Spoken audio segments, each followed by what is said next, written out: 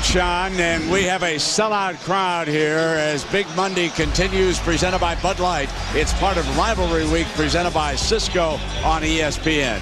Kansas and Texas A&M, the Jayhawks, the #1 team in the nation, unbeaten in the conference, but here so far this evening, they've got their hands full, Bob, and the Aggies playing very well. What have you seen from Texas A&M? Well, you know, I think one of the best things we've seen in any game that we've done, Brent, is A&M gets down 8-2 and then sort of collects themselves at both ends and comes back and scores 7 points in a row, because if they don't do that, it could really get going the other way in a hurry. Now, I think as long as they battle on the boards, like LeBeau has a couple of times, as long as they get done with what they've been able to do defensively here the last 3 or 4 possessions, getting a double team on the postman, then they're going to make a game out of it. Yeah, exactly. And we can show you how they were able to regain the lead from Kansas. It was because their star Donald Sloan got loose.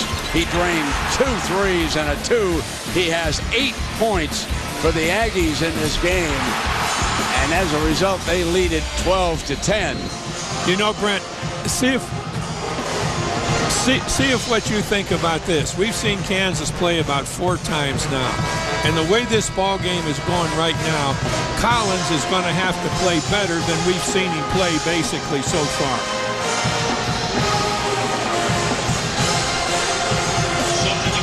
So Sloan, number 15, is the leading scorer. And we take a look now at the current lineups, brought to you by Radio Shack. And you can see that Aldridge is still in the lineup, and those are the starters for the Jayhawks and Texas A&M's starters also.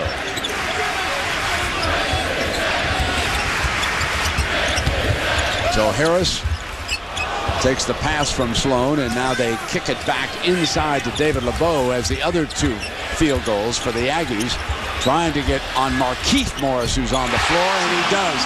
Gets up over the top. That's his 3rd field goal of the night. Now, Reed's come in the ball game for Collins. Collins took the ball in too deep a couple times, and they've taken him out of there. Reed is a very good 3-point shooter. Markieff to Marcus. The Morris twins from Philadelphia, and they get it underneath the basket, and the Jayhawks are within 2. 16 straight games Texas A&M has won in this building. They've won 6 of their last 7. And that loss, of course, on the road. This is their leading scorer. Sloan on the pull-up, red hot. That is 10. He's a senior from Dallas, and he is lighting the Jayhawks up here in the early going. Taylor now on the floor for the Hawks.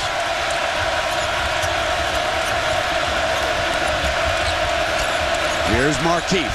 Keefe turns right baseline. No. Marcus couldn't control.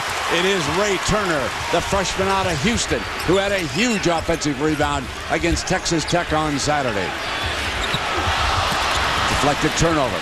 Great play by Reed, knowing where the ball was, coming into the post to get it. And Henry at the other end knocks it down. You know, we say defensively, always know where the ball is. Reed was on the opposite side of the floor. He moved toward the post, saw the pass coming. It was a fine, fine defensive play. But I think Harris is going to be all Reed can handle outside on the dribble. Kansas does a good job defending the ball screen, but Morris makes a real mistake there. That's Markieff Morris. The dribble is forced to the outside, and he's stuck with him instead of giving him a little bit of room. Well, we'll take a break. A good one brewing here in College Station, no doubt about it. ESPN's exclusive presentation of college basketball is presented by Bud Light, the sure sign of a good time. Here we go. There is a Kansas connection with the Texas A&M coaching staff. Mark Turgeon graduated from Kansas in 1987. This is his 3rd year. He was a teammate of Danny Manning's, who was an assistant coach under Bill Self for 3 years. The point guard. He won a couple of state high school championships. There is Danny. Now, when Danny won the national championship, Danny and the Miracles in '88, Mark Turgeon was the graduate assistant. So Danny and Mark Turgeon played together. And not a flattering photo. Turgeon, he's bending down. Or Danny is on a footstool. He is not that short, folks, but they do look like Mutt and Jeff and remain to this day very good friends. And Mark Turgeon coached at Jacksonville State 2 years, was very successful at Wichita State for 7 years, and he is doing an outstanding job with the Aggies now. I think that Coach Self took Collins out of the game and talked to him a little bit about settling down and doing a better job running the offense for Kansas. Now, they got to be careful about coming out with that dribbler because I think Aldridge could have been called for a foul there.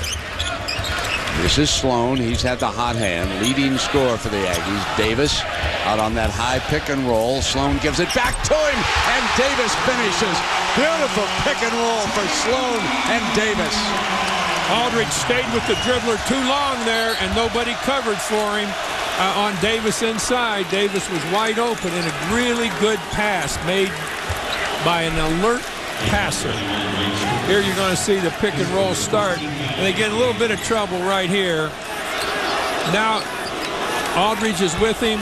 We don't get any help at all from Collins, and that's where Davis is able to go to the bucket for a freebie. They ship it into Collins now, and it's offense. An offensive foul, and it will go over. Here is Bill Self, the coach of the #1 team in the nation. Collins comes over to talk with him. Kansas got a moving screen foul right there. So Collins has one, and now Aldridge picks up his first on that moving screen. Davis goes cross court. Holmes puts it in Davis's hands and gets it back far side. Missed the three. Battle rebound. And up with it is Davis. Very active. And Aldridge with a fabulous block. Aldridge made a great recovery there when the ball changed hands. We want to get Aldridge inside rather than out here handling the basketball. Taylor, this is what the Aggie coaches wanted to do. Keep them at the perimeter. Keep Aldridge outside if they can. And they get a turnover.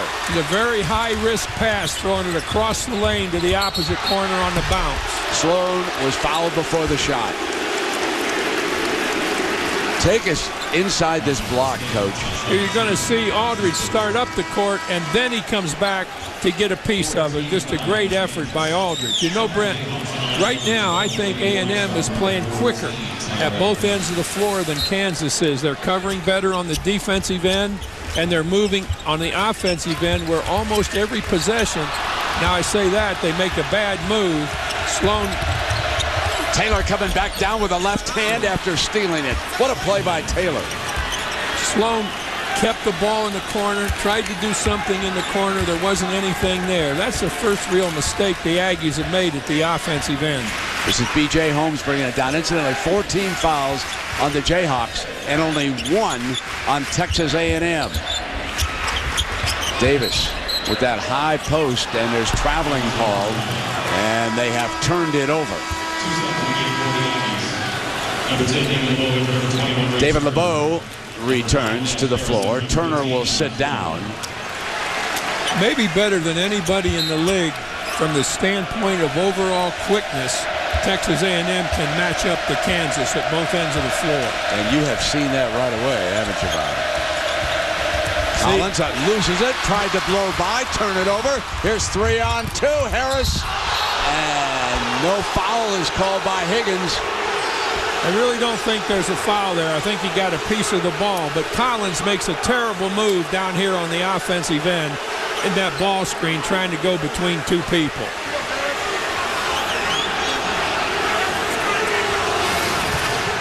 Let's take a look real time.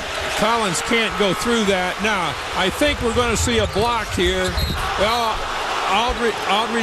Aldridge got a little piece of him here as he came in against Aldridge and knocked him off balance. No question. There was contact on the body that time. Dash Harris is still down.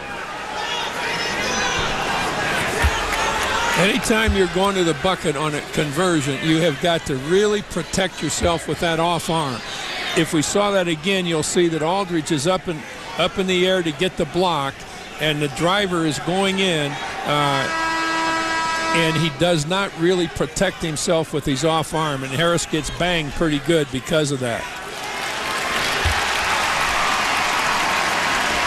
He gets a nice round of applause as he's up. And a reminder, Wednesday night hoops, men's college basketball, ACC, 7 Eastern, ESPN, Duke and Miami. And then an NBA Wednesday game, the Suns and the Mavericks. That will be at 9 Eastern time. And now they're actually carrying the young man off. This will be Dash Harris and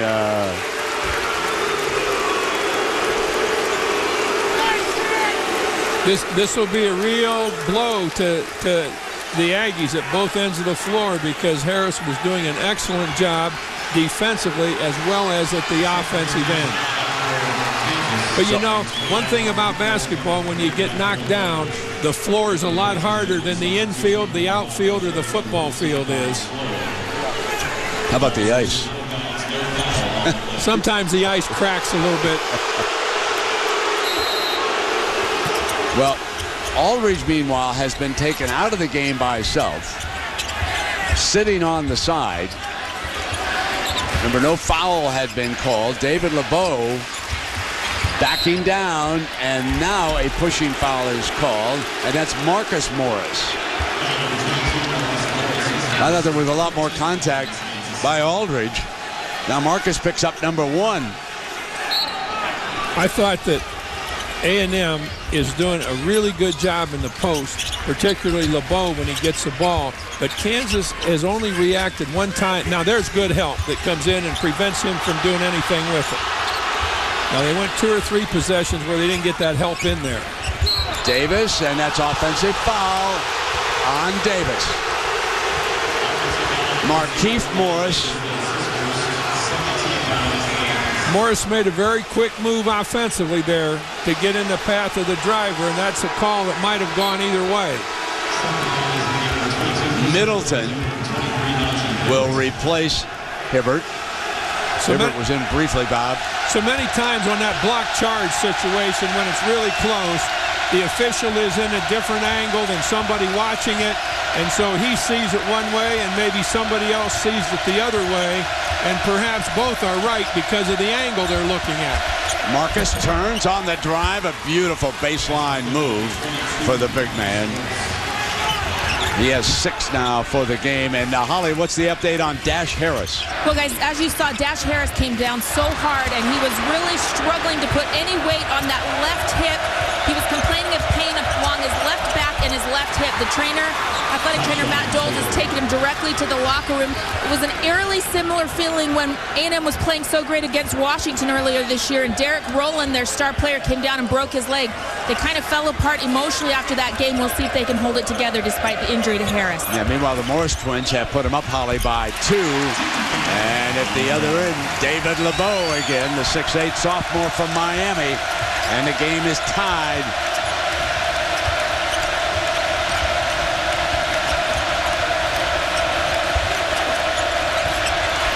Holmes knocks the ball out of bounds, and so we will take a break here at the 7:48 mark. In the Big 12, Kansas and Texas A&M deadlocked at 20. Doreen Oke in studio. Don't forget, over on ESPN2, you get the #1 Connecticut Huskies taking on 12th-ranked Oklahoma. Connecticut trying to run its win streak to 65 games. They lead by 8.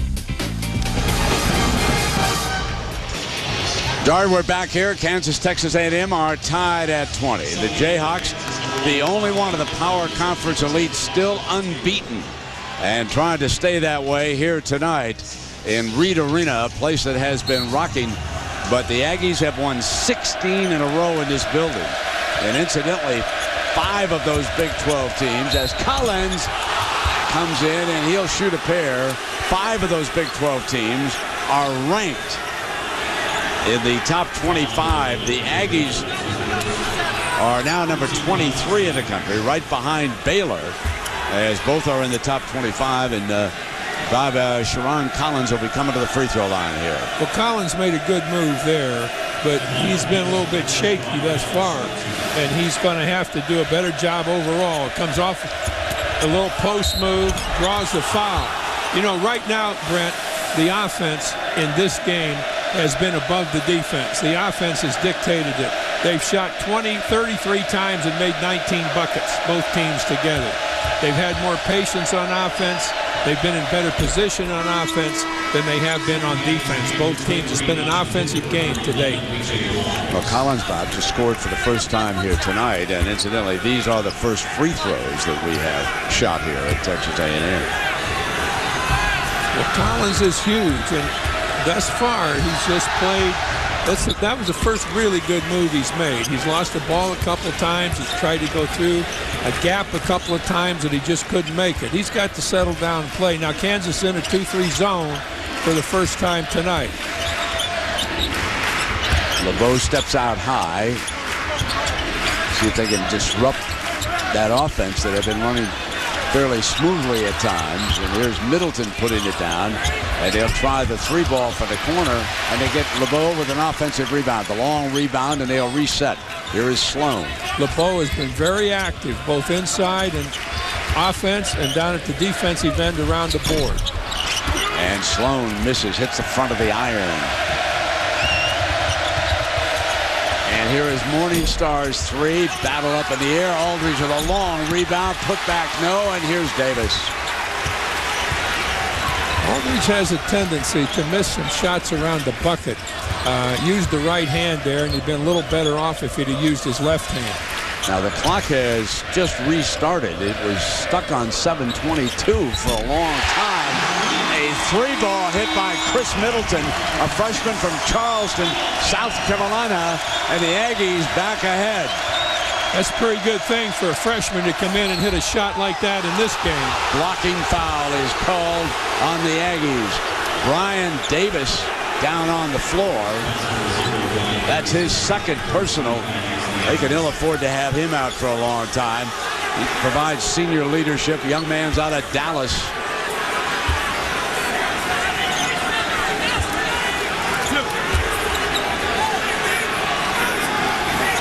They've already lost Dash Harris to an injury.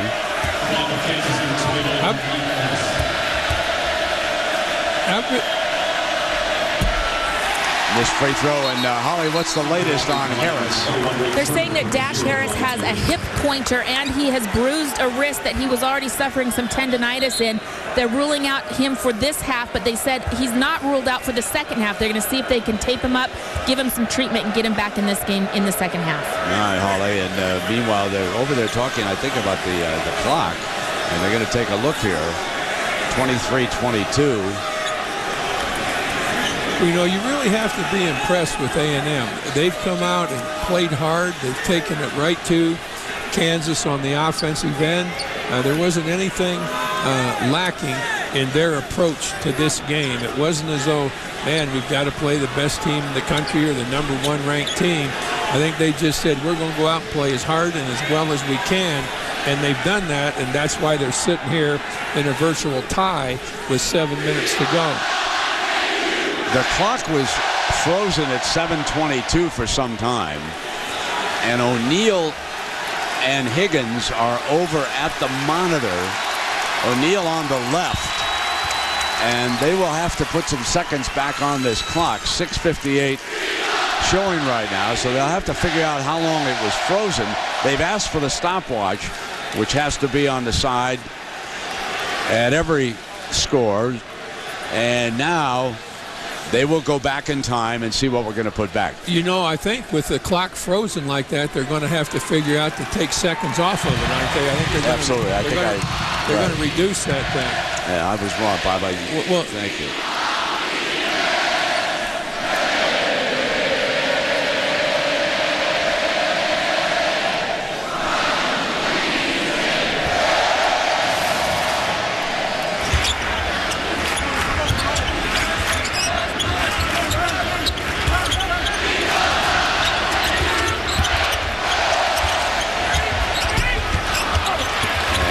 Stuck at 7:22. They probably reset this around 6:24, something like that.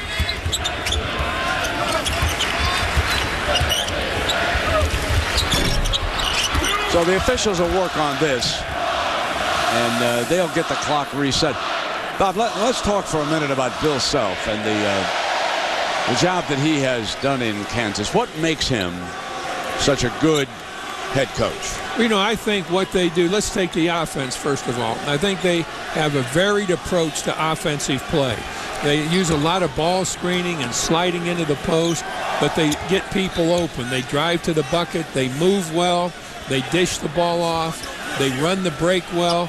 And yet, as good as they are offensively, I think the major point with Kansas coaching is that they pay a lot of attention to the defensive end. They're not going to be a team that wins a game 90-88. That's not going to be their approach. They're going to try to put the game in a situation with their defense where they're always in it. Clock has been reset at 6:24. Didn't you call 6:24, I think? Well, I think you did. I think you said they're going to set it around 6:24. I mean, who's going to win this game? I mean, who do you think the two teams in the World Series are going to be this year?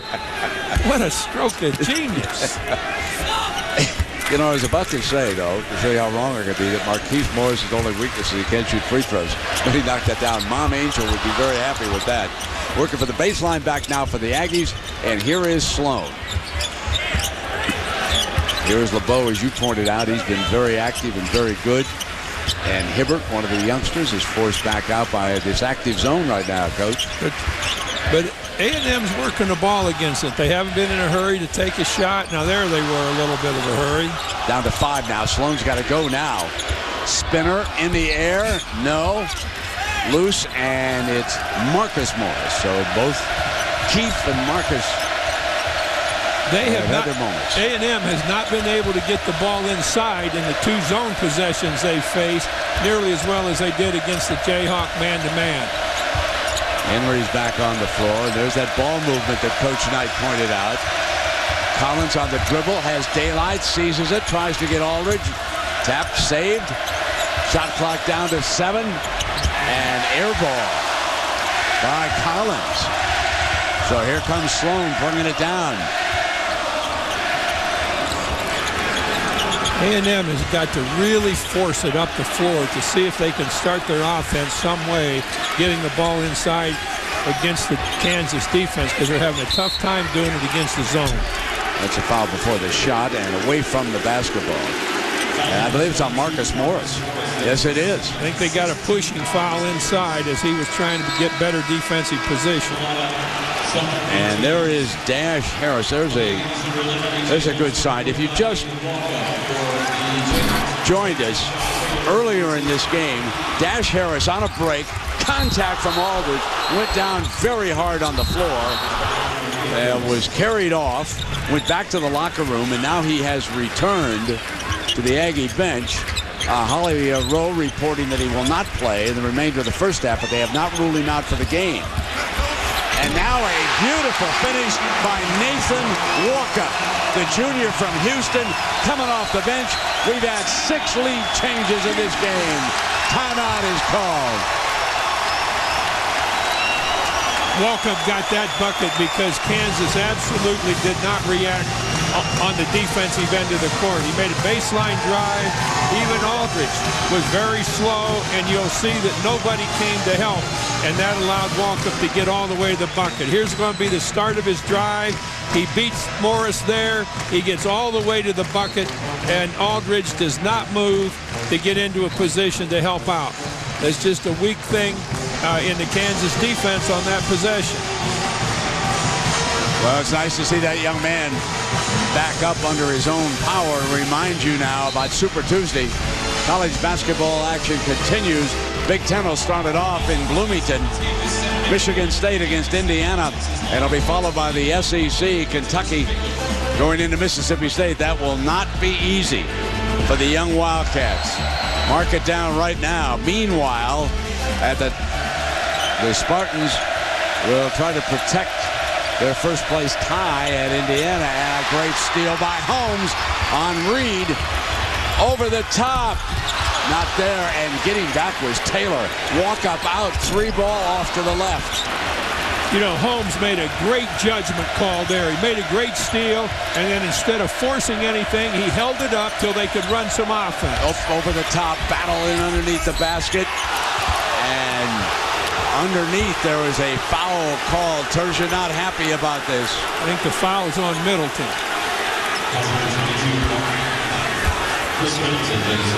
Now here's this high-low that you talked about on SportsCenter tonight, Bob. You're going to see the ball up on top in Aldridge's hands. Now he's going to go down low, and Morris inside fighting for it, draws the foul. It really wasn't the high-low kind of pass that Kansas uses, because Aldridge got rid of the ball and he's on his way to set a screen when the lob pass came. But getting it inside led to the chance for two.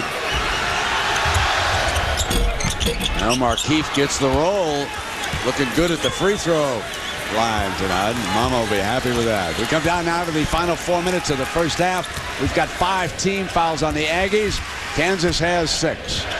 Sloan just pulls up the 3 and it rattles out halfway down. Now that's a little bit too quick to take a shot. They really didn't exercise any patience. They didn't see what all they had.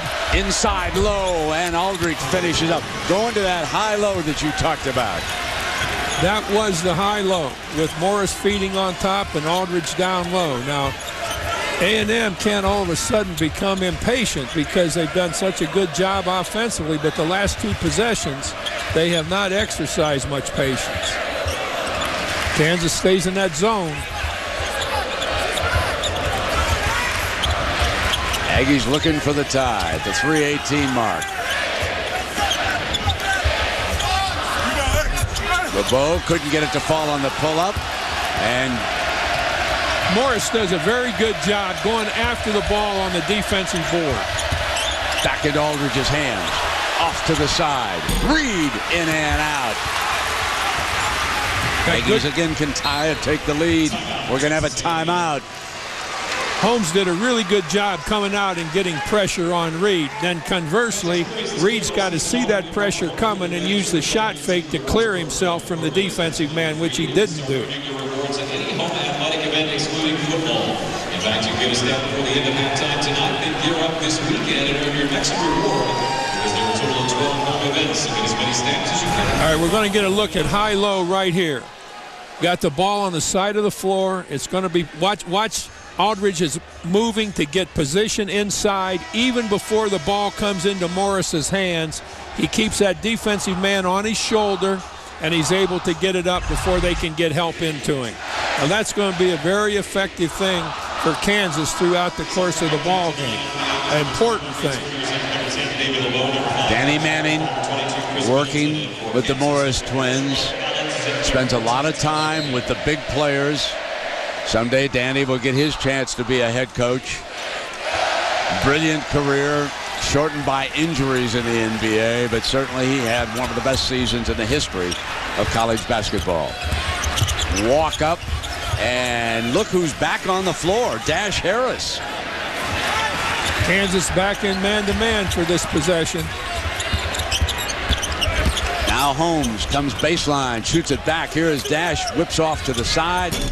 And they couldn't hit the perimeter shot, but a bad attempt at a save, and Aldridge reaching for it, score the basket. I don't think Morris had to make a save there. I don't think he was going to go out of bounds. The thing that he had to do was turn and look. So it was goaltending, and we've got a timeout here.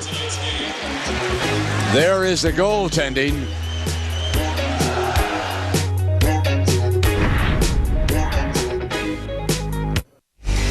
Dory Noke in studio. Coming up on the UPS halftime report, Connecticut women at the half. It is a close game against Oklahoma. Their 64-game win streak on the line. Connecticut men, what a performance in Philly. How did this happen, and where did it come from? Also, our court vision helps us look ahead to what could be a trip-up game for number 2 Kentucky on Tuesday. Digger and Heumann join me at the half, guys.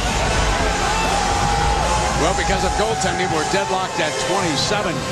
Dash Harris returning to the floor. And Coach Knight, what does that mean to the significance of this game? Well, you know, I think there are little points in the game, Brent, maybe a couple of possessions on defense or a couple possessions on offense that are really important to a team. With Harris out of the game, obviously their primary ball handler and the guy that sets up their offense, they stay dead even with Kansas, and I think that was a huge point that was made by the A&M offense with Harris out of the game, and Holmes did a very good job replacing him and is still in. So Walkup adds the free throw. Aggies lead. He'll go out now, and LeBeau will check back in. Also, Ray Turner is in the game for Coach Turgeon. Walkup is exactly what you like to see coming off the bench. He did an excellent job coming into the game for those 3 or 4 minutes that he was there. Loose ball, and Harris has got it. In low, and there were too many white jerseys inside. And a technical foul is going to be called.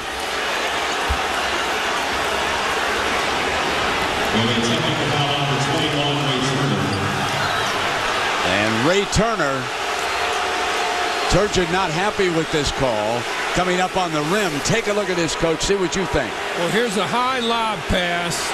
And, you know, if you dunk the ball, I doubt if that would have been called. But he's trying to hold himself, but he may have just gripped that a little bit too long. That's again, is a call on what you think it is as an official. I might think it's something else. The official thinks it's something. That's not a call that everybody's going to make at the same time. Tom O'Neill called it immediately when he saw it. And at the other end, Sharon Collins, 1 of 2. Here's real time now. This is how O'Neill saw it. Okay, we're going to get a look at it. Watch him now. He goes up, and I don't know. He has not grabbed the rim to protect himself. I think that was probably the right call. Although, again, as I say, you see different things from different positions on the floor. All right, we're tied at 28 now. We've got 2 minutes to go, and what has been a dandy first half before a rocking sellout crowd with the #1 team in the nation facing fire from A&M. They're just not, by meaning Kansas is just not getting out of Collins what they have to in a game like this. A whistle. No basket before the shot. No basket for Sloan. A little push on the side. We would see it here on the baseline drive, and the defensive man gives him the shove on the way to the bucket. So Sloan will come to the free throw line. 18 fouls. Jayhawks already over the limit. Texas A&M with just 6. And 1:40 to go here in the first half. Kansas has no edge whatsoever over Texas A&M as far as straight athletic ability is concerned. None at all. And a great grab by Ray Turner. And he had that huge offensive rebound Saturday over in Lubbock. As big a play as there was in the game. And now he saves it as Sloan missed the front end. Now Sloan comes up with a J and nets it. That's a dozen points for him here in the first half. Sloan did a great job coming off a baseline screen, and I was just about to say that he's got to get in the movement part of the offense rather than the dribble part of it, because that's his game, is working to get open to score. And you're going to see it right here. Sloan comes down the baseline, changes direction, changes it again off the dribble. Now he's got to work to score rather than working to get the ball in position. Let Holmes and Harris handle the ball. Sloan is a very good scorer, and his movement without the ball is a key to A&M's offense. Well, this foul has put Cole Aldridge on the free throw line. A chance to tie it. It's 1-1.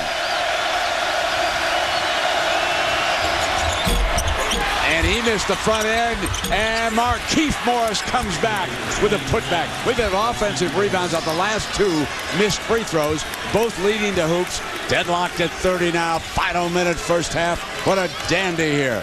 That could be the biggest mistake you can make in defensive basketball is giving up a basket on a missed free throw. You've got to get your butt into the guy. You've got to get him off the position, and he can't have a chance to get the ball. Harris coming through on a scoop, miss, battle for the loose ball. It's a held ball. It will be Aggie basketball.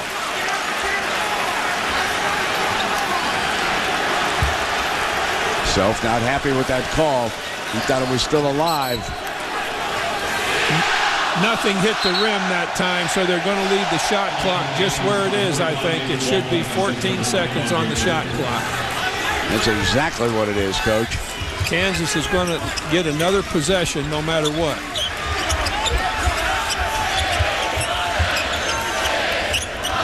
And he'll go one-on-one. And he does. Pull up by David LeBeau at 6'8". Playing very well. LeBeau puts the Aggies ahead. Last shot time here for the Jayhawks. Now, Kansas wants to get a good shot, but they don't want to give a possession back to A&M to end the half. They want to get this shot with about 5 seconds left in the half. Make a move right now.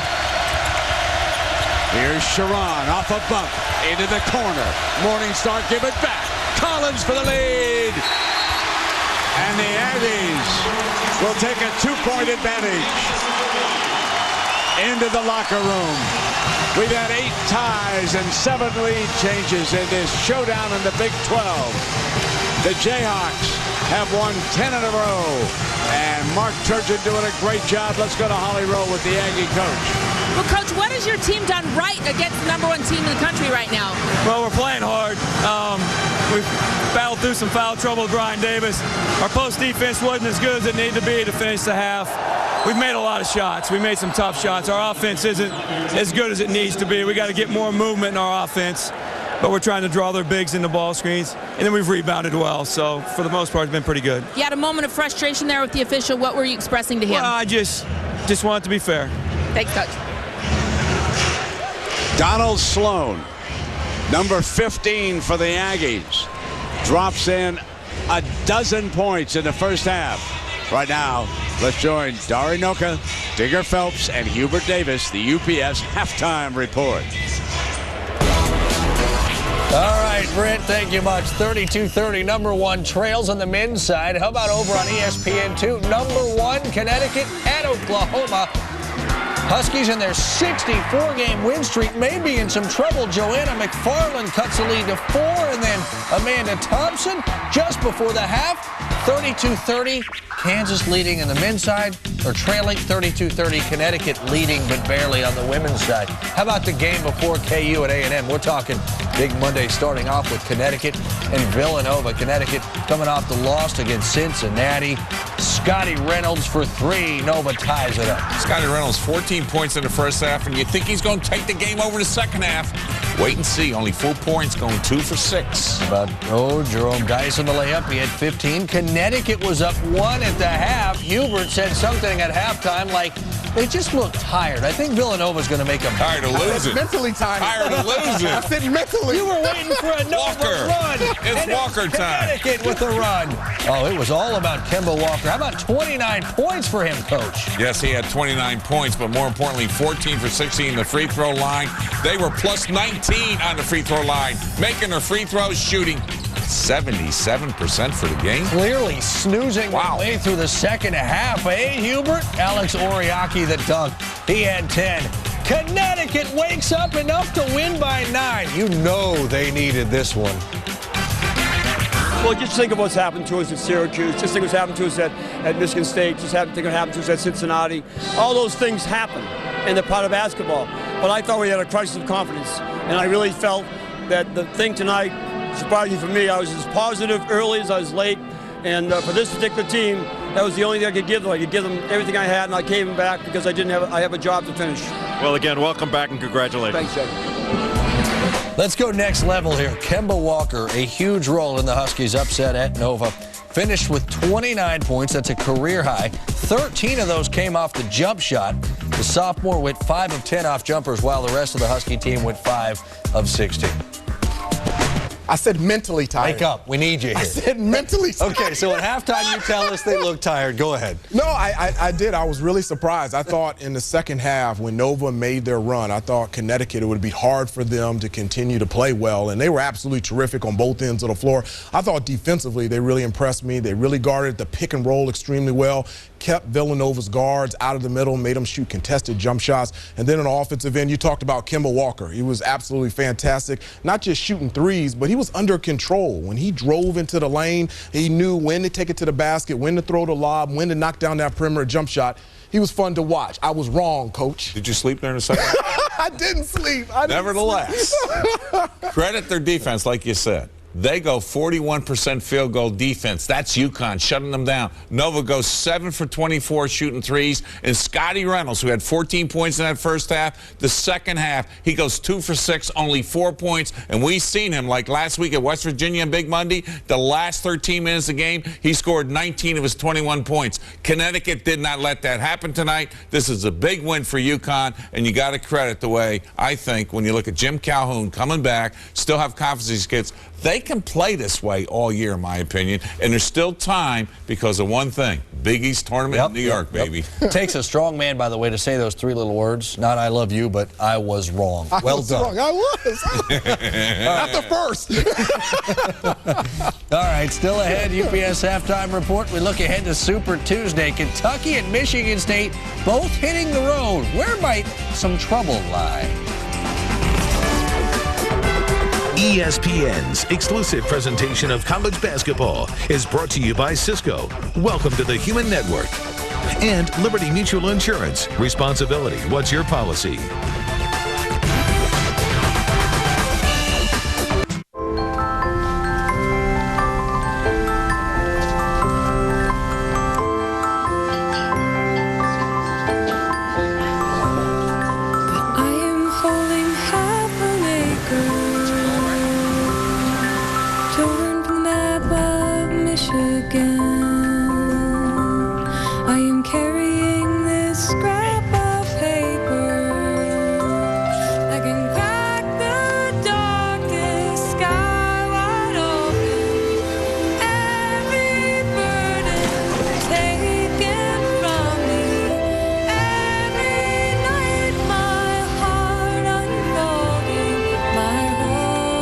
When it's people who do the right thing, they call it being responsible.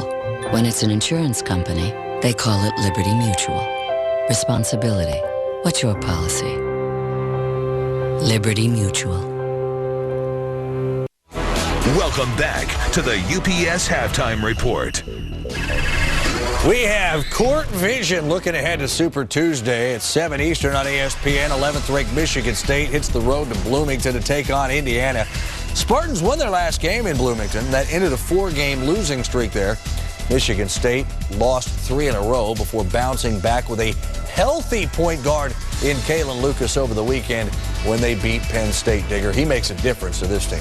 Well, Penn State on the road was a big win, and when you look at Kalen Lucas going for 24.6 assists, 3 steals, this is the point guard they need to make things happen. Tom Izzo knows this is the time of the year where he gets his team focused to do what? Play the defense, execute your offense, but going up against Tom Crean, his former assistant at Indiana, would be a tough test. But when I look at what Michigan State has to do, I think Draymond Green, as well as looking at what Raymar Morgan didn't do, they only combined 2 for 15 against Penn State on the road.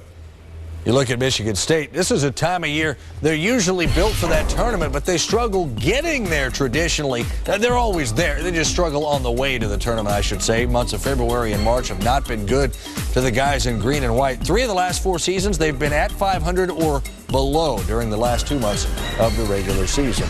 So after Michigan State and Indiana on Tuesday on ESPN, you get a little Kentucky, Mississippi State. Second-ranked Wildcats hit the road. Last 9 games in SEC road games, Kentucky's lost 4 of them. Mississippi State, their opponent, has won their last 6 conference home games. Well, it's going to be a test for Kentucky. Mississippi State is an outstanding basketball team on both ends of the floor. They've won 2 games in a row. Now they're in first place in the SEC West.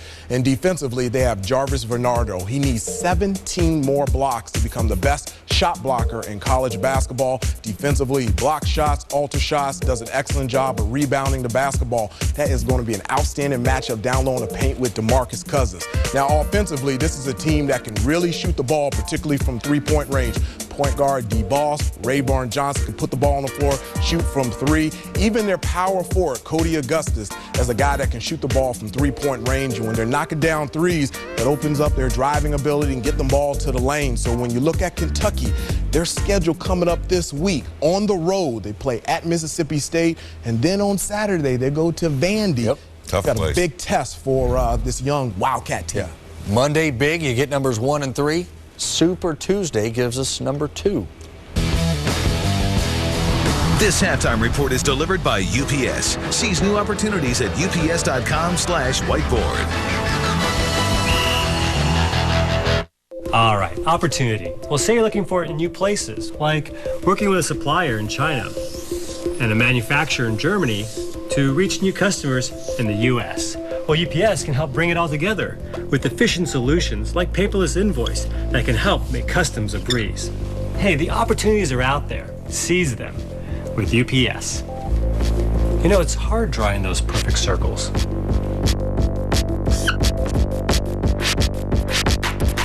When you have sensitive skin, a lot of things can really irritate your face. Shaving shouldn't be one of them. Gillette Fusion Power has 5 blades with an anti-friction coating that shave with incredible comfort. Fusion, proven performance even on sensitive skin.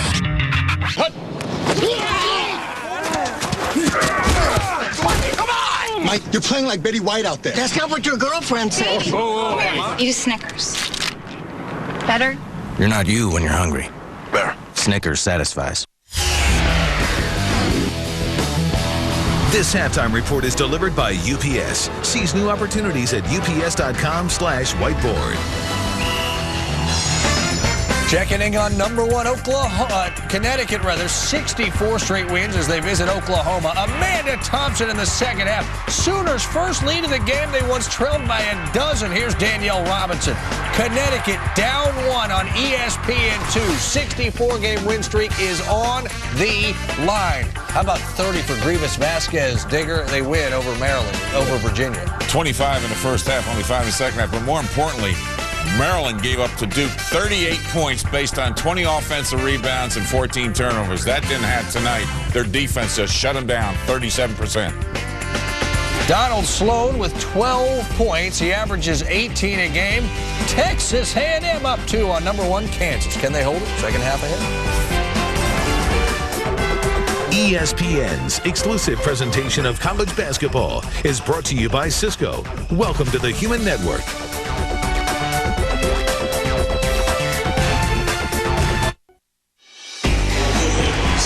We welcome you back to ESPN's Big Monday, presented by Bud Light. It is part of Rivalry Week, presented by Cisco on ESPN. We're at a sold-out and rockin' Reed Arena in College Station, Texas. The underdog Aggies have a lead on the number 1 team in the nation. And this is our Cisco game track. 32-30 as Sloan poured in a dozen points. And with Bob Knight and Holly Rowe, I'm Brent Musburger.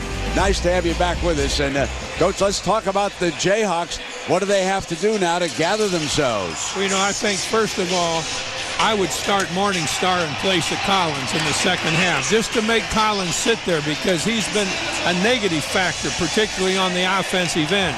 Morningstar has only played 4 or 5 minutes, and he could add something to that offense. Secondly, they've got to do, meaning Kansas. Kansas has got to do a better job with its offense and a little more patience and getting better positioning in the post than they got in the first half. But I've been really impressed with the way Texas A&M has played at both ends against Kansas here thus far, Brent. Well, here we go. The Jayhawks will have the opening possession.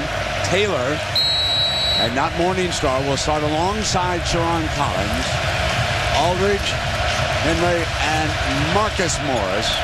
The bigs down low, and Henry steps out as a perimeter player, and here's Sharon. And Morris regains control. Kicks back outside. Taylor opens a half with a miss, but there's Marcus again. From the right baseline, tying it up.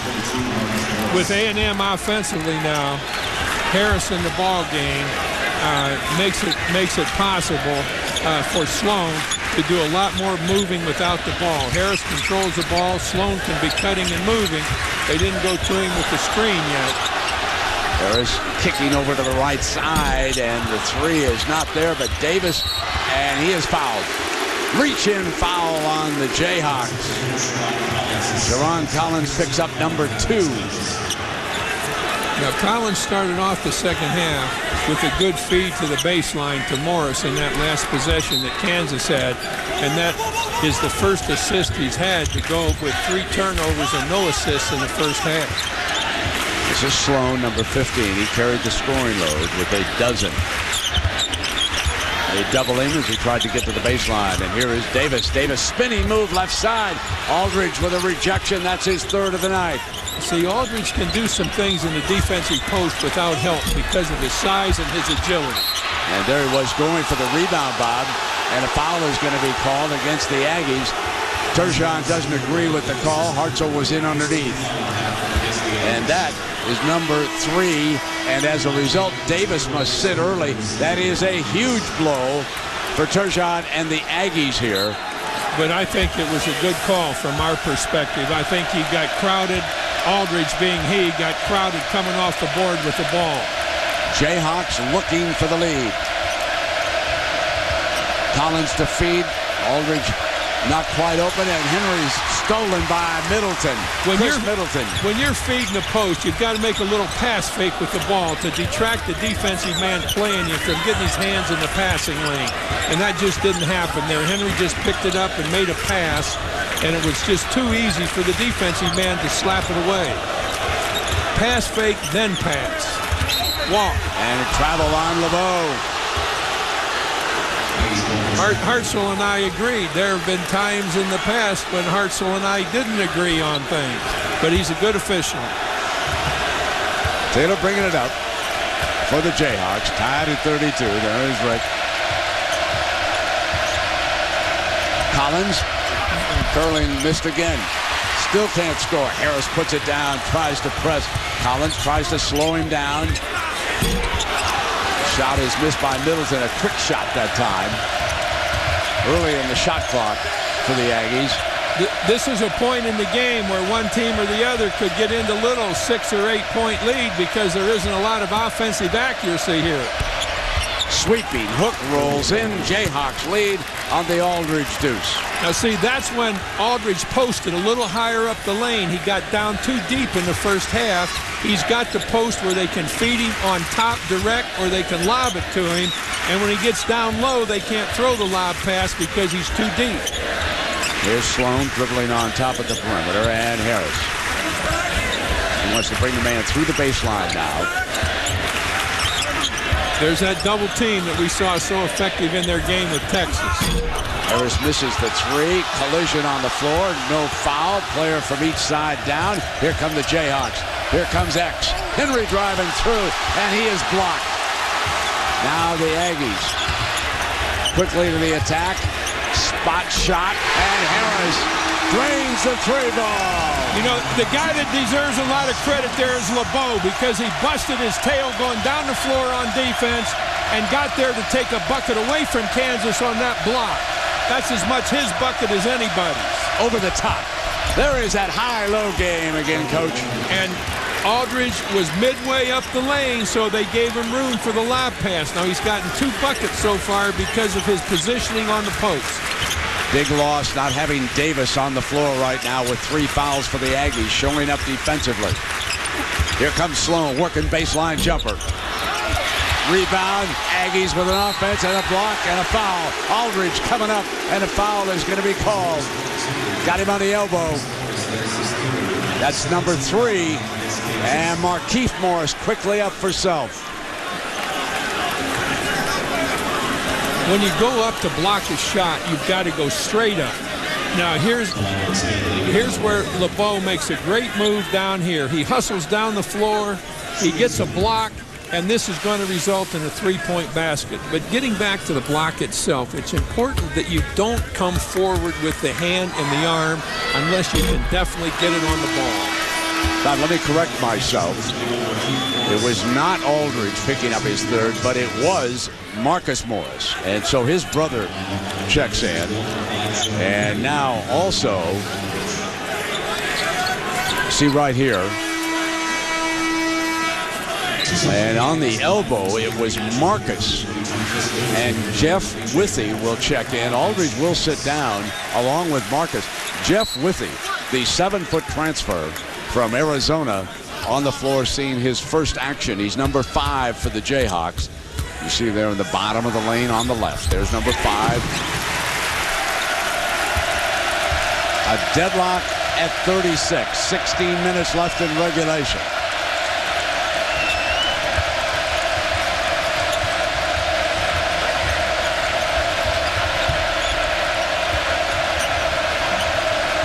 Taylor.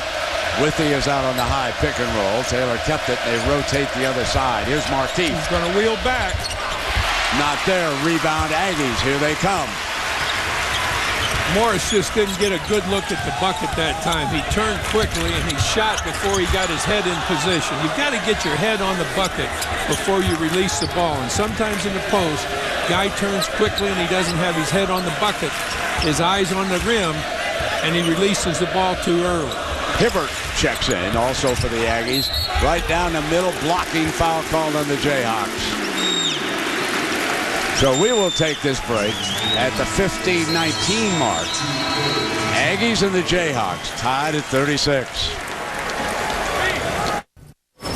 Dari Noke in studio, SportsCenter right now, presented by Sprint. How about Connecticut pulling the upset over number 3 Villanova? 29 points for Kemba Walker as the Huskies continue to keep hope alive for the NCAA tournament. Right now, over on ESPN2, the number 1 Connecticut women going for their 65th straight win. It wasn't long ago. They trailed Oklahoma by 1. They lead the Sooners by 10. Guys? Right, Dari, and Coach, what's important about that 5-minute mark for the Aggies? You know, I think they had to come out in the second half and play at least even with Kansas. They couldn't afford to let them get on a run that might affect their patience might affect A&M's patience on offense. But they did a great job of just staying right there. So now, with 15 minutes to go in the ball game, A&M can be 2 points better off than they were with no time off, with 40 minutes to go. So they played 25 minutes here and have a lead. Mark Turgeon's team with a 16-game home winning streak, leading the number 1 team in the land, 37-36 at the 15-minute mark. Sharon Collins looking to shake loose and get his game going. They have done a fabulous job against number 4. He feeds Markieff Morris, and Markieff is fouled on a good ball fake down in the paint. You're exactly right on the ball fake, my friend. You picked that up very well, as you do all things, but that was great ball fake, and that's why he's on the line. You're a good coach, my friend. Here's Markieff now. 2 Morris youngsters out of Philadelphia. I believe in New Jersey for 1 year at prep school. Led the Philadelphia school to a couple of state championships. Just outstanding players. And one thing we know about the Jayhawks, a very deep team. Markieff comes in. Brother Marcus starts. Now Markieff for the lead here. Shooting free throws much better here tonight. The Morris guys play hard. Whether they start or come in off the bench, they have great effort. Morningstar is now in for Kansas. And he picks up B.J. Holmes. Hibbert, young man out of Baltimore. And this is Sloan. Leading scorer out of Dallas. He gets Sloan working off the screen. Give him 2 ways to go. They double him quickly, and Hibbert will fire an errant 3-ball, but an offensive putback is good. There is Turner. We've talked about this youngster out of Houston. One of those slender rebounders, athletic, long arms, pulls it down, and Collins can't get it going yet. Here's Aldridge. Nobody got the Turner on the block out. That was just a missed assignment. Missing again. Tap back Morningstar. Banged it back to the outside, and it won't stay down for Sharon. Ball will go over. But one of those nights for Sharon. Collins don't come out here in place of Reed. No, Taylor. Taylor leaves in place of Reed. Reed may be the best pass to and shoot three-point shooter that Kansas has. He does a good job knowing where he is on the floor. Does a good job getting open and getting into the shot. A&M's dropped its defense back just a little bit, more than so in the first half. They help out and make it as tough as possible to go inside. Reed can help on that. Couldn't draw the offensive foul. Now the whistle and one. That's on Aldridge. You know, you pointed out that David LeBeau has been a major factor in this game. And it looks like Marcus picked up another one here, Bob. There was one foul right there, and that could have been a charging foul right off the bat, right there. That's got to be a knockdown charging foul. And then there is another foul, but that they called Marcus. He bounces up off the canvas, and then he picks up his fourth foul. And it could have been against the offense early. Well, I thought there was definitely an offensive foul there. You hit a guy like that and he goes down, there has to be something called there. And to me, it looked like a straight offensive charge. LeBeau missed at the line, and the Jayhawks will come down now. 4 fouls on Marcus Morris. It's a 3-point Aggie lead here, coming down to the 13-minute mark. The #1 team in the land in trouble tonight on the road. Now, if you were to pick the team right here, Brent, if I were to pick a team right here, either A&M or Kansas, that's played the closest to its ability and therefore was going to win the game because of it, I'd pick Texas A&M at this point with 13 minutes to go. I think they've done more things well and done more things defensively well than Kansas has to this point. Mark Turgeon's record is unbelievable, and for a program, one of the most underrated in the country might be the Aggies. Under Gillespie and now Turgeon, 4 consecutive trips to the tournament, and Collins still can't get into the scoring column. He is 0 for 6 here tonight. One thing about good players, short memories. It's like being a defensive back in football.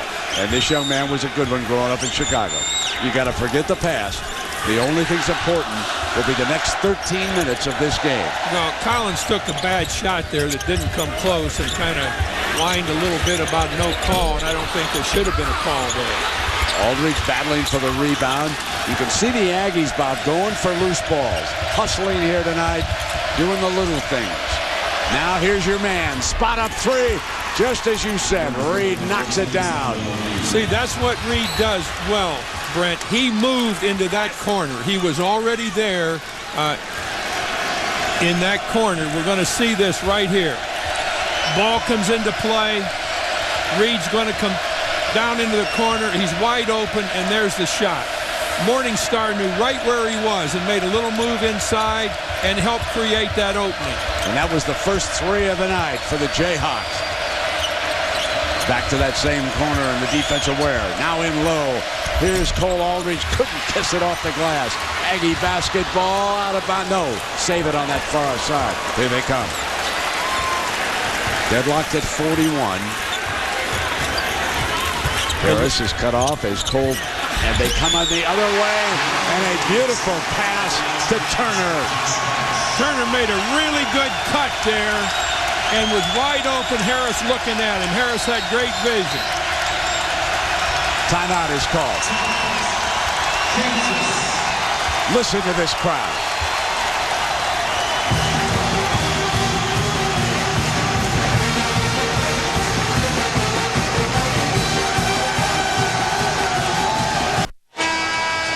Well, Bob Knight, 43-41, and the Aggie effort here tonight has been magnificent. Well, you know, I think that I look at a game like, have they played themselves into a position where they can lose? They absolutely have. there was a great cut and a great feed on the offensive end.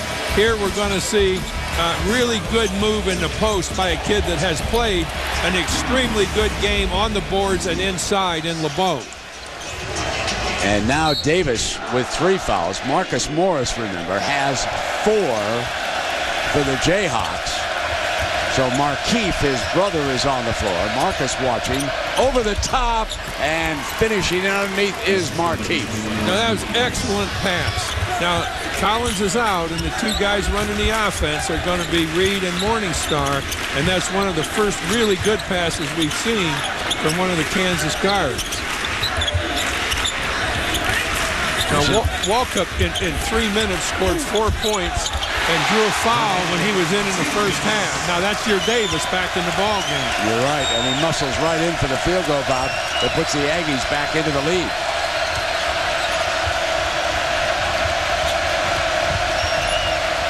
Henry will pull up with a 3, rims out in Davis's hands, and here they come. That shot is always there. I think when you shoot that 3 within the first 15 seconds, you're going to get it at any time. Let's see what else we can get. Let's see if we can get a 3-point play in the post where we get a bucket and we go to the free throw line. Let's explore that defense. Let's make them play. Davis, and there's a pushing foul that is going to be called on Reed. And that, not sure Markeith was in there in that hole. We'll take a timeout and sort it out here. Well, Super Tuesday means college basketball action on ESPN. Start of the Big Ten.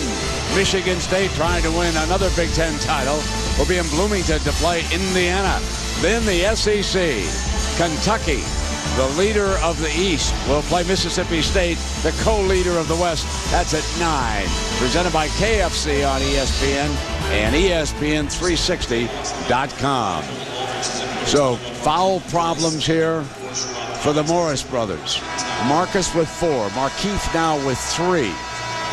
And on the other side, Davis has 3 personal fouls for the Aggies. And there's Markeith. And Marcus over there on the bench, and Aldridge, coach, has checked back in. Henry stays on the floor. Taylor is there. They've gone small with this lineup to see what they can do. They trail it by 2. They're back in that zone that A&M had a lot of trouble with in the first half. Walkup's a good shooter. We'll track it down. Holly, what was the mood in the Aggie bench? Well, they're very calm and confident right now. Mark Turgeon just reminded his guys they've got to screen better. And then he reminded Brian Davis he has to play smart because he has those fouls. And then Brian Davis took over, started whooping a little bit and said, guys, if we keep playing hard, we can get this. Davis blocked by Aldridge. That's his 4th block. And he regains control. Here they come off the dribble. The high floater not there. Davis knocked away, and there is Harris. There have been some opportunistic bounces here for A&M. That's about the 4th time that Aldridge has had his hand on the ball but didn't control it, and it's gone back to A&M.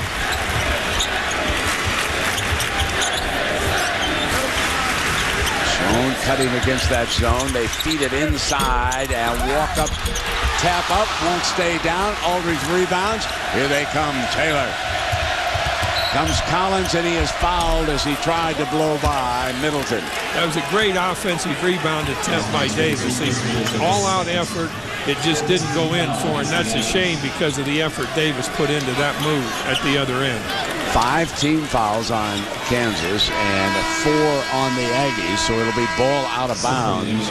And David LeBeau, the sophomore, 6'8" sophomore from Miami, who has played very well, checking back in. And Davis will sit briefly. 9:23.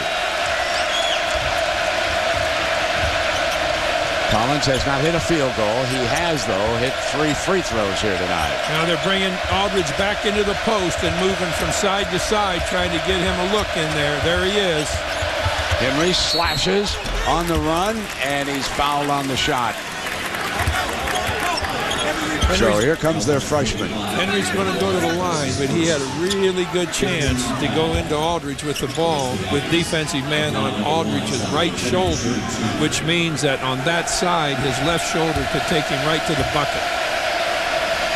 The thing that you want to do when feeding the post Which side is the defensive man on? Is he on the offensive man's right shoulder, then throw the ball toward the left shoulder, or vice versa? Simple thing in passing is throw the ball away from the defense.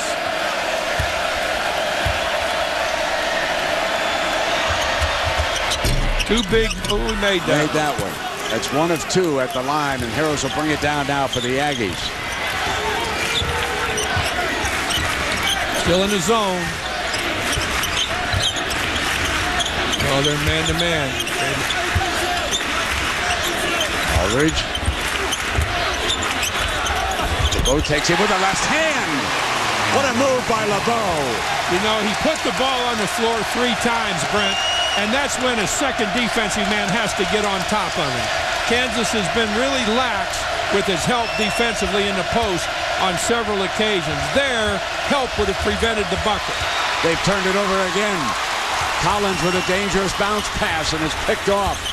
The Aggies are up 3, 8:20 to go, leading the #1 team in the land with a 16-game home winning streak.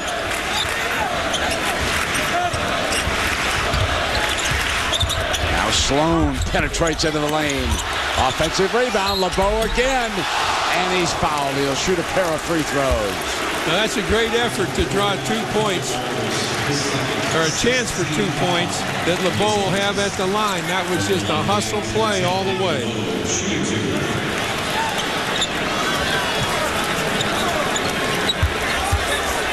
Again, I think that you've got to pick A&M right now because they're doing more things well. They've got a chance to go to a 5-point lead, which I think would be the biggest lead for anybody after Kansas got off to an 8-2 start. Well, whether you're living in the Dallas area or if it's just your heart that never left that city, log on to ESPNDallas.com for local area coverage of all sports. Right now, you can see the breakdown on the Mavericks' big trades. The second half of the NBA season gets rolling. Everybody in the West chasing the Lakers off the front of the iron right now. So it is a 4-point lead, 8 minutes to go. Sharon Collins bringing it down. He's 0 for 6 from the field. He's missed 3 free balls here tonight. They work a 3-man weave. Collins off the dribble into the line. There's his first field goal. Now Collins pulled up that time for an 8-footer instead of trying to go up against somebody going to the bucket. That's the first really good play he's made in over 30 minutes of this game. Now they got to get a little help or he's going to score inside. Now Reed came back, but he can't leave him. There's the ball bucket to the top. See, if Reed stays there, LeBeau has to throw the ball back out. He's not going to get a chance to go the foul line. And about that is 4 fouls on each of the Morris twins. LeBeau has turned in an A game here tonight for the Aggies. Meanwhile, Sharon Collins, the Jayhawks have been waiting, and he finally delivers his first field goal. But can he keep it up? We'll find out. ESPN's exclusive presentation of college basketball is presented by Bud Light, the sure sign of a good time. Here we go. And in part by Mazda. Zoom, zoom forever. Hey, what'd you get? A few things. Some Bud Light. Here we go. Baby! What are you doing? Come on and work this party! What party? Hey, Brad. Hey, Mike. Hey, Dwight. Yeah. Oh, yeah. I got the Bud Light. We gonna make the party right. Make the party right. It's the sure sign of a good time. Just right taste of Bud Light. Here we go. T-Pain? That's that guacamole.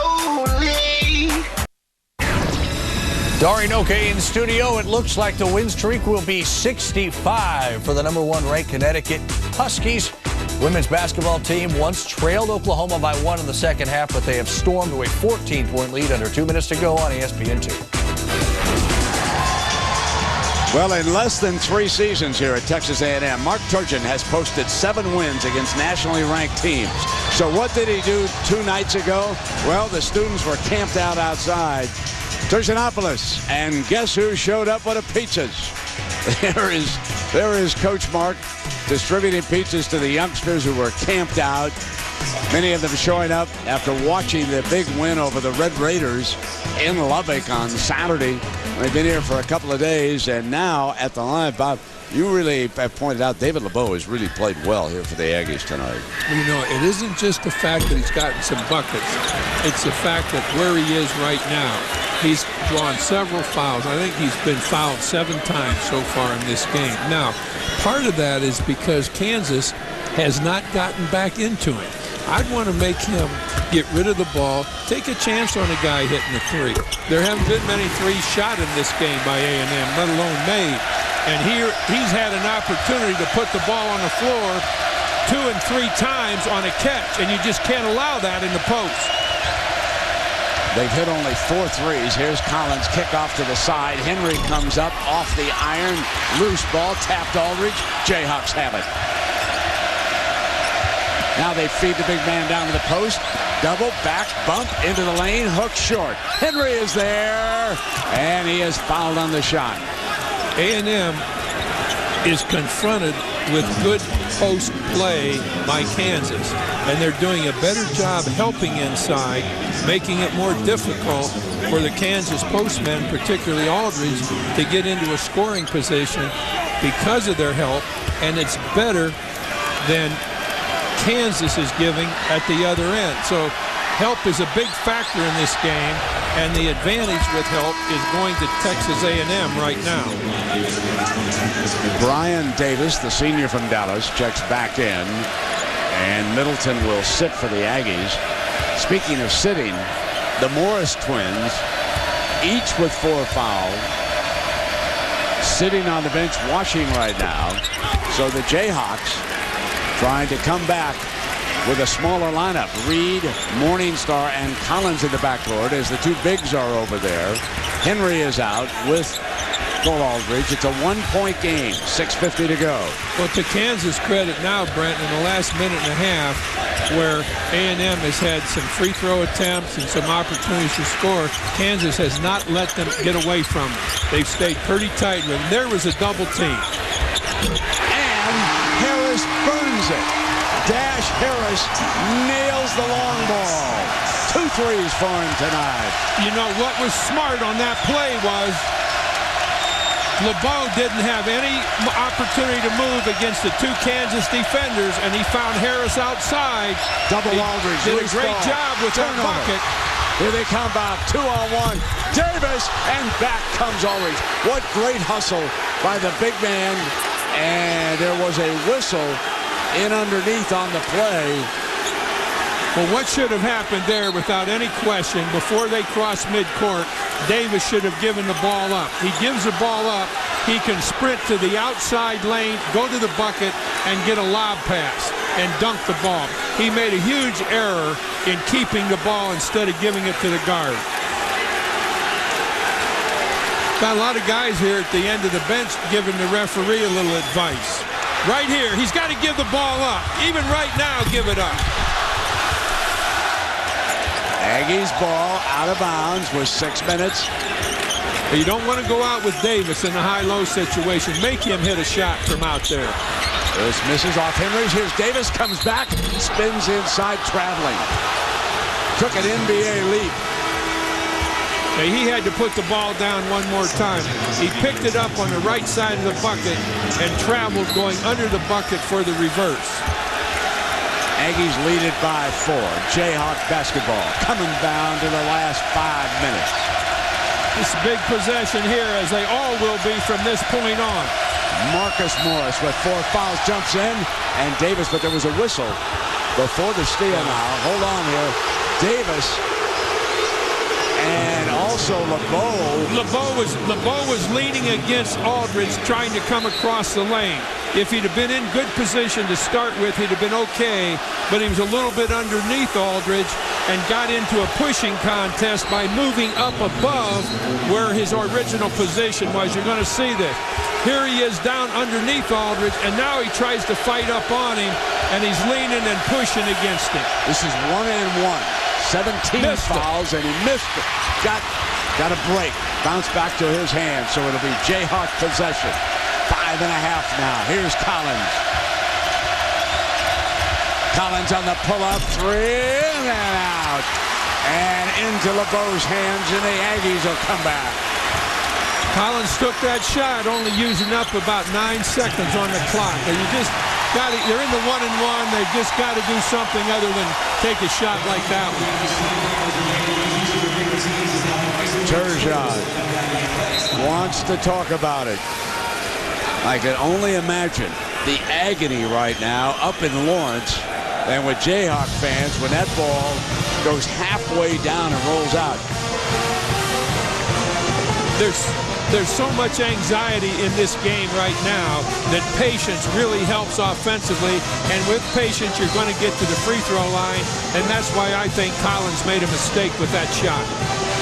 But Bob, a reminder, on Wednesday night you can catch a college NBA doubleheader. It'll be Duke-Miami in the opener at 7, followed by the Suns and Mavericks at 9. When we think about the #1 seeds and that loss by Villanova, makes the argument a little more relevant right now. Do not overlook 2 teams, Duke and Kansas State. That's right. Kansas State ranked higher tonight than they have ever been. And they are in a push should anybody up on top falter. Right now, the Jayhawks with their hands full here against the Aggies. A&M just needs patience. Sloan can't get in a hurry to try and score. Good Davis. pass. All right, now let's see if you can move it in a little bit. 4 on the shot. Pull up by Sloan. Not there. Jayhawk ball. Here comes Collins. They get it in low and a whistle before the shot. Sloan picked up the personal foul down low. As soon as Reed caught the ball, he knew where Morris was inside and got it to him right away. That was really a pretty good foul because it took away a bucket, and now they're going to make him earn his 2 from the free throw line. Very interesting stat, Bob, that when the Aggies have led this year with 5 minutes to go, they've won every timeout, and Marcus Morris could not have made a bigger front end of the 1-and-1 than that free throw right there. Mama Morris is on her feet, applauding right now because, yeah, they've been in foul trouble tonight, but the Twins are looking a little bit better at the free throw line, and she's thinking, now bend your knees, Marcus, and he does, Mom. Knocks it down again. There we have it. Pulls him up to within 2. Well, you were right about how big those free throws were because if he misses that first one, now you're looking at a possible 6-point lead on the next Aggie offensive possession. Harris takes his time. He doesn't try to force things. He doesn't try to get to the bucket with the ball. He looks to see what's available. Here comes Davis, stripped. Jayhawk basketball, going for the tie of the lead. Here comes Collins, drives in to tie it at 52. Now this is huge right here for A&M. Don't give Kansas a chance to get the lead. Work your offense, get to the line, get a bucket, take all 35 seconds if you have to. But Sloan instead pulls it up and hits the deuce. Or shoot it real quick with Sloan shooting the ball, I guess. Drop it in low now to Morris. He'll bump, and that's a block on Davis. That is foul number 4 on Brian Davis. It was a good foul again because it eliminated the bucket, and they're shooting a 1-and-1 instead of a 3-point attempt here. He had a dozen points at the intermission. That Sloan's first field goal of the second half, and it was huge. Tonight's gonna be a good night. That's a nice. Dari Noka in studio. Sports Center right now, presented by Sprint. Connecticut goes into Philadelphia and upsets third-ranked Villanova by 9. Kimball Walker, 29 for the Huskies, who maintain hope of making the NCAA tournament. Meanwhile, the Connecticut women's streak now 65. They trailed Oklahoma in the second half, but go on to win by 16. More on Sports Center after this game. And Dari here at home, Texas A&M attempting to win for the 17th consecutive time. They lead the favored #1 team in the nation, 54-52. So let's take a look at our Ladders tournament resume. There is no question but that Texas A&M is going into the NCAA tournament. They have been in the last 4 NCAAs, 2 under Turgeon, And what's so interesting about the Aggies with their resume, they are one of the few teams in the country who over the last 4 years have never lost their opening game. As a matter of fact, when you take a look at what Turgeon has done in NCAA tournament play, he's lost only once as a head coach in the opening game. Oregon caught him once. He came, of course, to Texas A&M from Wichita. He had been an assistant coach at Kansas under Larry Brown, played there for 4 years. And now Marcus Morris, 3 of 3 at the free throw line, makes it 4 of 4. What a night he's having as we check in with Holly Rose. Bill Self pointed towards the Texas A&M basket and told his team, look, this is where we win this game on the defensive rebounding side of the ball. And then he said, guys, they've been playing hard, but this is where we show we're the tougher team. This is where tough players make plays. I know you can do it. When you've got a 54-54 game between these two teams, Brent, there's a heck of a lot of defense that's been played by both of them. Wide open, missing the look. Loose ball, Henry going for it, and a foul's going to be called on the Aggies. Henry was pushed out of bounds and down, and we're coming up to the other end, deadlocked at 54 with 3.5 minutes to go. With that score at 54-54, the defense has been dominant at both ends. Here, well, both guys are scrambling for the ball, and I think they got a little piece of Henry's leg in a shove, so they have to call that foul. He was shooting 2. Now, this puts a real advantage into the hands of Kansas with 2 shots. It's not imperative to score, obviously, like that if they miss the first one. But they have got to make the second one. That was LeBeau picking up his 4th foul and the 10th team foul, and that's why he's shooting 2. 7 team fouls on Kansas right now. 3.5 minutes left. And he makes the second, and the Jayhawks slide into that lead. Now, with them in the lead, you have got to really be careful on the offensive end to try to get something that gives you a really good opportunity to score and draw the foul at the same time. You don't want them to have a chance to get into a 3, 5, or 6-point lead here. Turgeon wants a timeout with 19 on the shot clock. Mark wants to set the play.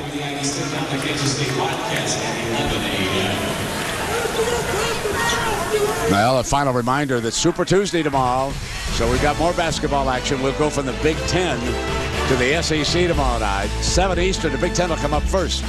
The Spartans of Michigan State are ready to play Indiana, and then Kentucky against Mississippi State. So, Bob, what we've had here tonight, and you saw it right away when you walked in, it's sort of interesting because when you coach in a building, you don't come out as early as you do when you get ready to broadcast. And you saw what kind of an environment they've got here right now at College Station. You know, I'm not sure how much the environment really affects the home team or the visiting team. But if I were to make a choice, I'd say it really helps the home team. Familiar crowd, our friends, our pals, our parents, they're here. The visiting crowd or the visiting team with that kind of a crowd here, and it's the best I think I've ever seen. With that crowd, boy, we're in for something here tonight. This is a little bit different than we're used to.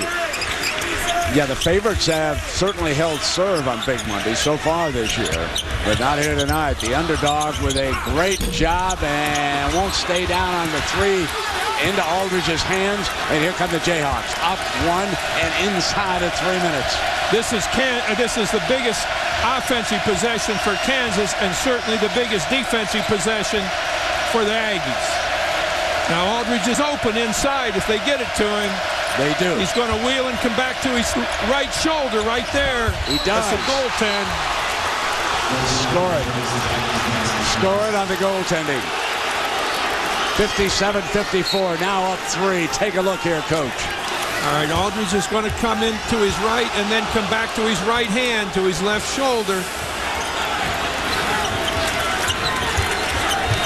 Now down 3. Sloan handling for the Aggies. Kick out to the outside.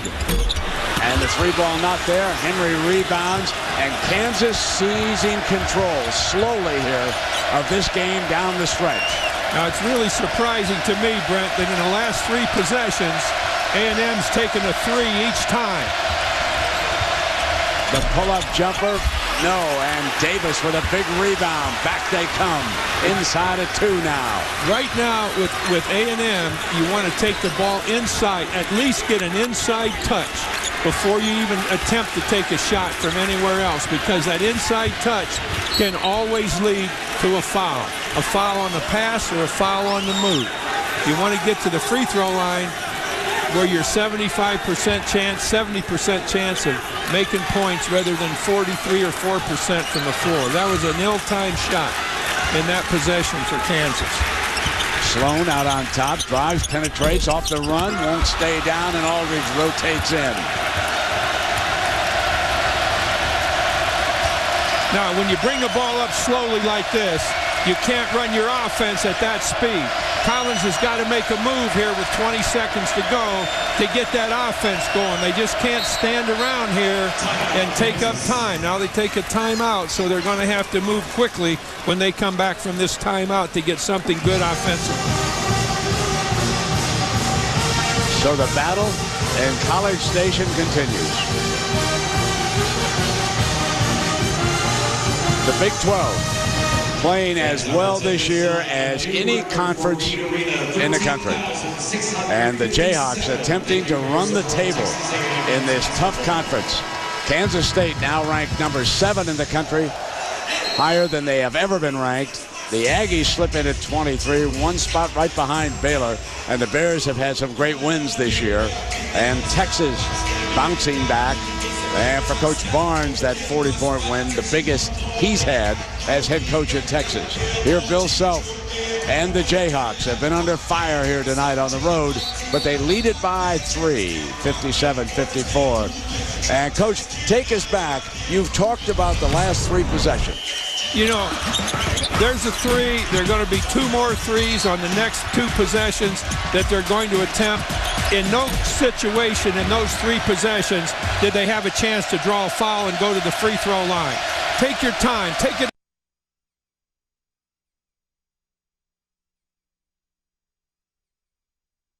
Make somebody foul. Now they're going to double up on Aldridge.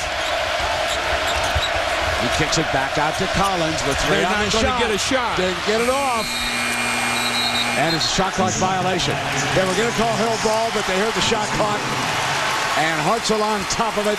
And because of the violation, inside of a minute now, the Aggies will come back down. Dash Harris is the ringleader. B.J. Holmes can shoot the 3. So, too, obviously, can Sloan, who's coming up in the backcourt. They don't necessarily need a 3 here, but they need to get to the foul line or they need to get a 2. 3 would be great. Here's Harris, kick over to the side now, and Harris has the ball on top, and the Aggies under Mark Turgeon, the Kansas graduate, who was trying to beat his alma mater here tonight. You know, going back to the call that Hartzell made here on the clock expiring, that was a heck of a call. I mean, he was right on top of the play. That always makes you, from a coaching standpoint, feel good when a referee sees something that's unusual like that. First of all, the clock expiring is unusual with fighting over a loose ball. That's as good a call as a referee can make. Fabulous crowd in here tonight. Standing room only crowd. It's been amazing how they've turned it around. This used to be, folks, this used to be a football school, and I mean that with a capital F. And now they have turned it to a basketball power, perennial team going to the NCAA tournament. And you got your hands full when you come in here. 16 consecutive victories at home for the Aggies. Now, A&M can score here either 2 or 3, but the clock is down to 40 seconds. So that means no matter how they score, it is possible for Kansas to run out the clock. Here's Sloan. Can't get open. On the drive through, they've turned it over. And a foul is going to be called. Not a bad foul. He grabbed the foul right away. Not a bad foul there because it preserves some time on the clock for A&M back on the offensive end. But he fouls out of the game as a result. Brian Davis was a warrior here tonight, the senior out of Dallas. A&M really needed a score there, Brent. They really, I don't care how they got it, they just needed to score. So if they have to foul Kansas, they can still have an opportunity to score at the other end. Now, it's at least a one-score game here, and at 3, now he can make it a 2-score game, which he does.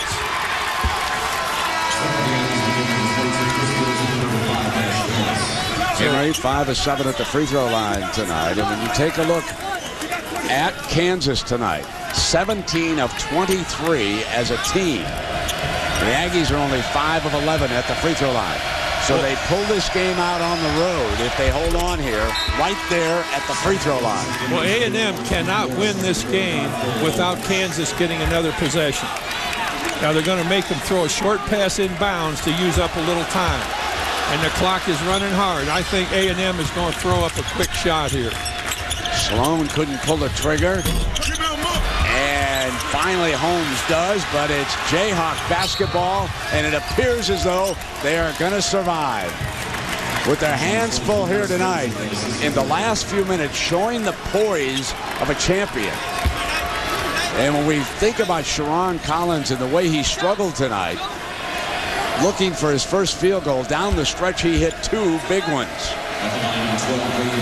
It's always tough athletes, Bob, when they're having bad nights. I'm always interested in how they perform when things aren't going their way. Well, that's, it isn't over yet. Now, they've got a chance to come down, get a 3, foul, and still have a few seconds left. But if he hits this one, it's obviously going to take 2 threes. Kansas will pick up full court, I think. Light pickup. Missed that one, too. And that probably is a fortuitous miss. Took a little time. The pull-up 3 by Sloan, not there. And now the Jayhawks are going to go home with a huge win. Bill Self survives against Mark Turgeon, 59-54.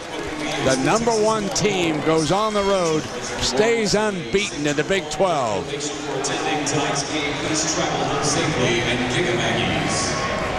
Brett, really only in the last 3 minutes of this game was Kansas the superior team. I agree. And they go, Bob, to 11-0, 25-1. Only that tough road loss at Tennessee. Their only setback, they maintain their #1 position and appear headed for a regular season championship. Coach Self is with Holly Rowe. Holly. Coach, where did you feel like your team turned this game around? I don't know if we ever turned it around. We played really good the last 4 minutes, and we didn't make shots all night. They didn't either. 2 good defensive teams playing, but to come in here, even though we didn't rebound the ball, but to hold them to 54 is a pretty good sign.